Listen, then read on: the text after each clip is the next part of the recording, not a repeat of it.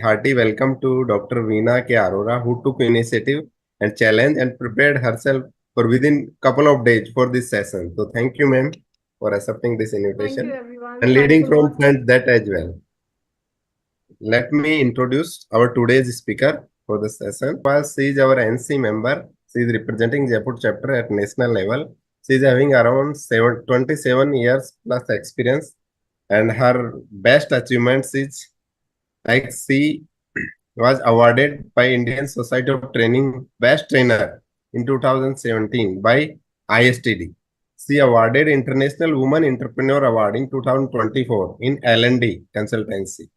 She also got award from Vice President of India in 2003 and 4 by the Best Faculty of the Year award. So many congratulations, ma'am. And I would like to, also welcome to this session all my fraternal colleagues, the professionals who are here to learn. But let me put it across that I'm also going to learn a lot from you, I'm sure, because we all believe that learning is a continuous process. And I would also, thank Colonel Lamba and Pawan sir to be present today in this session, besides Alka ji and Ramkesh ji and Vanna ma'am. So right away, I would like to talk about this book and why I chose this book. Look, I was a management faculty in one of the MBA institutes since 1997. And I used to do a part-time job in another MBA institute where they said they wanted the students to understand this book, Management by Values, and they wanted a faculty to decipher and teach it to the students so that students could become ethical budding managers in times to come. So that was way back, I believe, in 2001 that I read this book for the first time. And thereafter, I have been referring to it again and again throughout my training sessions. And it has really helped me develop a lot of insights and practical application too I have found from it. So I will be sharing my screen so that you would have a visual as well, because we all know there are different types of learners, audio, visual, auditory. So kinesthetic, the session flow of this book review. I have divided off this book review into 5 parts, and some of the parts are very short and the others would take some time. So there would be an introduction and a summary of chapters, which are 12 in number. Then there would be an analysis and evaluation with critical assessment, and then the conclusion. Although I believe that the chapter chairman would also be concluding the session, so I may not take much time for that. Now, starting off right away with the introductory part of the book review, I would start by saying that, of course, the title of the book which I'm reviewing today is Management by Values Towards Cultural Congruence. The thing is that he was a professor with IIM Kolkata, and he was, besides being a professor, the author was an institution builder, eminent thinker, management philosopher, knowledge-based developer, educator, trainer, and above all, a visionary leader. And to his credit, he has 40 books, all related to human values and ethics. The genre of this book is non-fiction, and it's related to management, business, and philosophy mainly. And Oxford University Press has been the publisher. It was originally published way back in 1991, and then a revised edition came out in 99. And as I mentioned, there are 12 chapters with a total of 322 pages, which are there. And the foreword has been given by a person from Norway, Per Grobol. The purpose of this book, we must understand prima facie. Why this book? Number one, it is trying to integrate traditional Indian values and philosophies with the modern management practices, which are the need of the hour, but without forgetting our value-based management. So the author has laid a lot of emphasis on cultural and ethical principles, which he recommends should find a good place in managing our enterprises, our organizations. And therefore, he has talked about cultural congruence also, because he believed that over a long period of time, we have been depending a lot on Western philosophy and Western practices, and therefore we should refer to our roots. Now, the first chapter of this book is titled Values for Indian Managers. Now, the traditional values which have been recommended by the author, they are like integrity, respect, community orientation. But at the same time, I would like to read out something that the author has mentioned as part of the deep structure.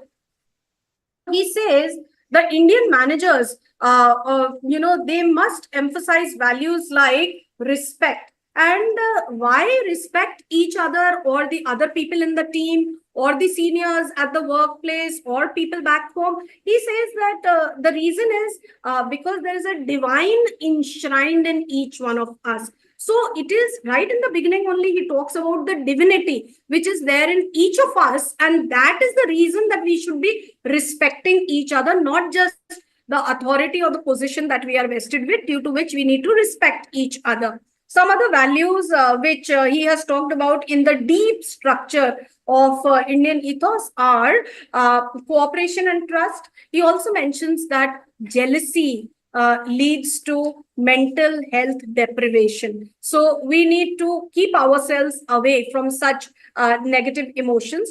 Then in the values, he has also mentioned something like Chitta Shuddhi, which I will be dealing with you a little later, because Chitta Shuddhi, he has given a proper strategy that how the pure mind can be developed and how it helps us professionally. So that correlation will come a little later. So there are quite a few values which he has mentioned, but I wouldn't mention all of them here. Let's move ahead with what else is there in the first chapter.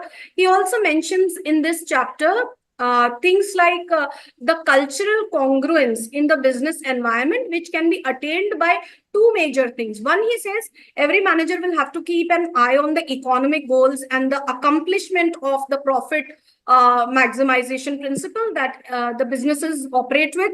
But he also recommends the ethical principles which should not be lost sight of. Moving on to the third chapter, that is from self in the lower case to self in the higher case. The author has clarified that we people who are working with different types of organizations need to ascend from pettiness to dignity. So how do we do that? But before that, I have made a diagrammatic representation of how we can do that. So he says that the self in the lower case represents ego. Many a times, we all work and we see that amongst colleagues, there is an ego problem. Why should I talk to him? Let him come to me, etc. So he says this is pettiness. So ego, or the thoughts, emotions, which are very segregating us from others, and we are having a lot of ambitions and achievements and personal gains. In this case, we are self in the lower case. But then he says we need to escalate to self in the uppercase, so capital letters SELF.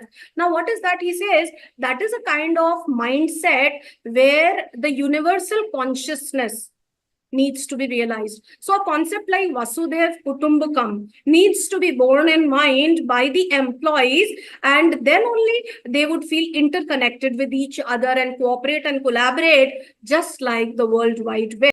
Moving on to the fourth chapter, management by values programs. Now, a qualitative appraisal. In this particular chapter, Professor Chakrabarty has talked about developing training programs for top management of many organizations that he was consulting for. And he says that these training programs can easily be divided into three parts. So he's given certain recommendations, and it is very useful for trainers and coaches like us, that what are these modules under management by values. So the first module focuses on value awareness. The second one focuses on value alignment. And the third one talks about the application of these values. So overall, he's given a very holistic approach that if the top management of organizations are able to take these three modules, they would have a top-down approach, and all the people down in their organizations would benefit from these. So now I would read out to you what are these three modules, how they are structured, because I'm sure a lot of us who are trainers would be more interested in this as well. The first module that he has talked about is focusing on mind purification or chitta shuddhi. So he says how karma, sanskars, giving rather than grabbing kind of mindset is going to open up the horizons for the top management to move further.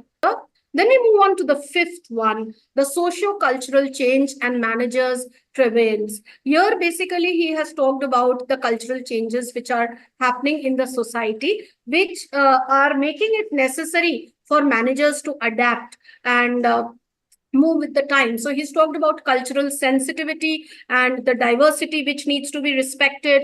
And he has here introduced the concept of value-based leadership. So, this is one place where he talks about adapting to change. And that when we have modules on change management, when I deliver that for some of my clients, I always refer to this book because he's given a lot of insights into change management. Now, in the sixth chapter, social values and individual attitudes, he has demarcated between whether we should have behavior guiding our attitude and then forming our values required for the corporate world, or should it be the other way around, which he says VAB, that is, we first develop the right type of values which guides our attitude and which further guides our behavior towards other people. So he has clearly said VAB is more superior than BAV. And then he's talked about a spectrum of changes which are taking place. For example, some of the changes that he has talked about is that people are moving from selflessness to selfishness. They are forgetting about the duties, but concentrating only on their rights.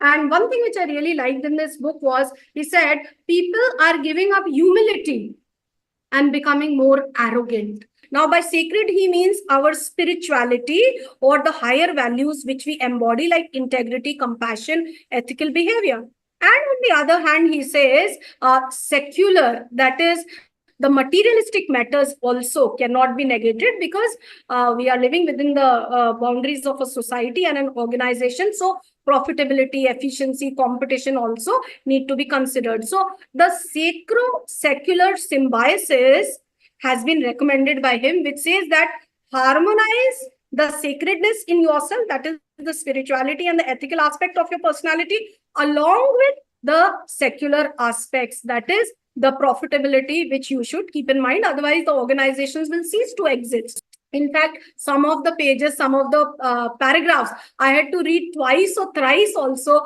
to get the crux of it. It was quite difficult for me. And the concepts were also very spiritual and metaphysical, which at times seemed abstract for me to digest. In the second limitation, which I felt, was the practical application. Although Professor Chakraborty has given a lot of strategies, yet practically it seems a little difficult for an ordinary employee to apply in the real world what all he has recommended in entirety. And thirdly, I saw the cultural specificity in his writing, which was focused only on the Indian culture. Of course, people from other cultures could also absorb from it, but it has reduced or limited the scope of this book in the global or the international readership. And lastly, if I talk about the critical assessment and how this book has helped me, I found it very useful. I remember when I first read this book about 2 decades back, more than that, I learned this beautiful mantra, which he said, Om Javakusum Shankasham Kashyapayam Mahadyutim Dhantarim Sarva Papaghanao Pranthosmi Divakaram, where Professor Chakrabarty has said that even if in geography and in science we learn about the sun god, the details about the sun as the center of our universe and the kind of miles that it is away from us, all those facts and figures are okay. But do we see sun as the sun god and we invoke his blessings to make us as Ojasvi and Tejasvi as the sun himself? So, that was something I really learned from him, that it's not just about looking at nature from a scientific or a geographical perspective, and we can see the effects of global warming when we don't do that. And secondly, I have personally learned that excellence is a state of mind. So I always remind myself, whatever I do, I have to give my 100% and do it to the best of my ability. That was another thing I learned from this book. Then the idea of detached involvement, chitta shuddhi, because I meditate and I understand what he means when he talks about sadhana. Then the ishtam, like I always think of Buddha as my ishta, and I try to inculcate what Buddha had in him in myself, and I try to see it in others also. And then one very important thing I learned from him was vidya dadati vinayam. We need to remain humble no matter how much of success we attain in life. And lastly, moving from selfishness to selflessness. That is what I have learned. Otherwise, there is contraction and there is death. So for the conclusion, I would not say anything here. I would just leave it open for our chapter president, Dr. Methi, and I'm sure he can do that. So thank you very much. So first time I read any book on management which is talking by Desmond Manner. Thanks a lot for enlightening us. And Jaipur chapter take a step towards this side. And what a wonderful start with the Indradev. He is playing outside of my window, and he also came on this one pious day of starting of a new thing. And Vinaji, I made a namaskar for especially which type of trainer you are and what is your depth.